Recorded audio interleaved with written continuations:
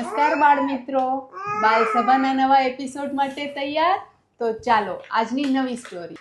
એક મોટું જંગલ હતું. જંગલમાં તો બધાય પ્રાણીઓ રહેતા હોય, પક્ષી રહેતા હોય, સાચું ને? હવે જંગલમાં એકદમ સ્ટ્રોંગ શેર અને શેરી એટલે સિંહ અને સિંહણ રહેતા હતા. એના તો છે ને નાના નાના બચ્ચા હતા બે.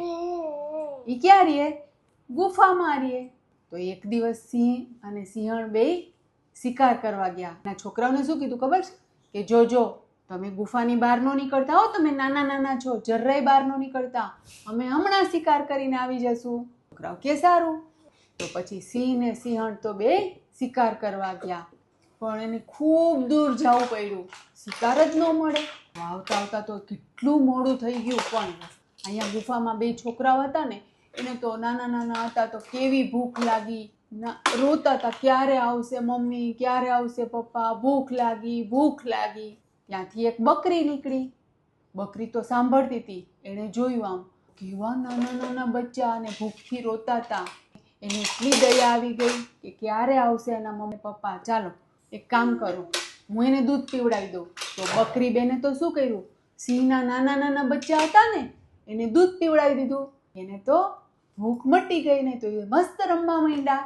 તો થોડીક વાર થઈ તો સિંહ ને સિંહણ આવ્યા. એને જોયું કે બકરી છે શું કરે છે મારા બચ્ચાઓને? અને તો એકદમ આમ તરાપ મારવા ગયા. ત્યાં તો બે છોકરાઓ વચ્ચે આવી ગયા. ના, એને મમ્મી એને ન મારશો, એને ન મારતા, એને તો અમને દૂધ પીવડાવ્યું ને, ન પીવડાવ્યું તો અમે ભૂખથી મરી જાત. તે મારા બચ્ચાને બચાવ્યા છે ને, આ ઉપકાર હું આખી જિંદગી યાદ રાખીશ. તો સિંહે એમ કીધું, આ ઉપકાર છે ને હું આખી જિંદગી યાદ રાખીશ. તે અમારા બચ્ચાને બચાવ્યા ને, સાચે જ એટલું ધ્યાન રાખે. એને કીધું કે જંગલમાં, આખા જંગલમાં તું એકદમ બીક વિના ફરજે, તને કોઈ કાંઈ નહીં કરે, મારું નામ આપી દેવાનું. ક્યારેક ક્યારેક તો બકરીબેન સિંહની ઉપર ફરીને આમ ફરવાય નીકળે, બોલો લોંગ ડ્રાઈવમાં નીકળે. બધા તો જોઈ રહી, અરે આ બકરીબેનને જોતો ખરા, જરાય બીક નથી લાગતી. પછી એક દિવસ શું હતું ખબર છે? ગીધ. એણે જોયું. એણે આવીને બકરીબેનને કીધું કે આટલું તમને આની બીક નથી લાગતી? કેમ સિંહ તમને કાંઈ નથી કરતો? તો કે એવું નહીં, કોઈકની મદદ કરી હોય ને, આપણે કોઈકની ઉપર ઉપકાર કર્યો હોય તો આપણું સારું થાય. તો આ તો વાત ગીધે યાદ રાખી દીધી કે હવેથી હું બીજાનું ભલું કરીશ. એક દિવસ ગીધ આમ ઉડતું ઉડતું જાતું હતું. તેણે શું જોયું? આમ દલદલમાં છે ને નાનકડા નાનકડા બચ્ચા. કોના હતા ખબર? ચૂહાના. ઉંદરડાના બચ્ચા નાના નાના હોય ને, એ અંદર દલદલમાં નીકળી જ ન શકે એમાંથી, તો કાદવમાં ફસાતા જ જાય, ફસાતા જ જાય. ગીધને યાદ રાખ્યું મારે મદદ કરવાની છે, મદદ કરીશ તો મારું સારું થશે. એણે શું કર્યું? એને તો એની જાતમાં એક પછી એક નાના નાના બચ્ચાને લઈને આમ બહાર લઈ આવ્યો. અને બચ્ચા તો એકદમ ઠંડીથી ધ્રુજતા હતા. તો એણે શું કર્યું? પોતાની આમ મોટી પાંખ ફેલાવી દીધી અને એને ઠંડક, જે ઠંડીથી આમ થતા હતા ને, એ લોકોને એકદમ મસ્ત મજા આવી ગઈ, ચોખ્ખાઈ થઈ ગયા. ત્યાં તો થોડીક વાર પછી એને એમ થયું કે હવે તો બચ્ચા એકદમ બરાબર છે, હાલો હવે હું ઉડીને મારા ઘરે જાઉં.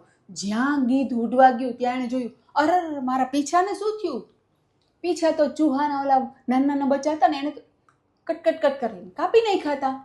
ગીધ તો ગયું બકરીબેન પાસે. એ કે તમે તો કહેતા હતા ને કે મદદ કરીએ તો આવું થાય, મારું જો, મારા તો પીછા જ કાપી નાખ્યા ચૂહાએ, જેની મદદ કરી એને. બકરીબેન કે મેં એમ કીધું હતું કે મદદ કરાય, પણ મદદ જે પણ શક્તિશાળી હોય, બુદ્ધિવાળા હોય, સંસ્કારી હોય એની કરાય. ઉપકાર કરવાનો, દયા કરવાની, પણ પાત્ર તો જોવું પડે ને. તમે તો કુપાત્રને મદદ કરી દીધી.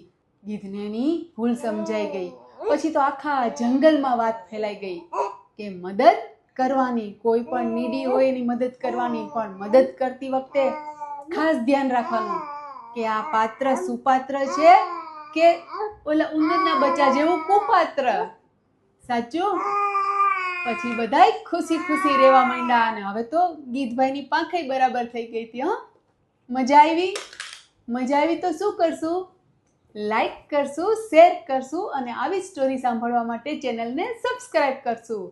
આટલું બધું કરશું પણ આપણી મેઇન વાત ભૂલશું ક્યારેય નહીં. પપ્પા મમ્મીનું માનશું. Bye bye, take care.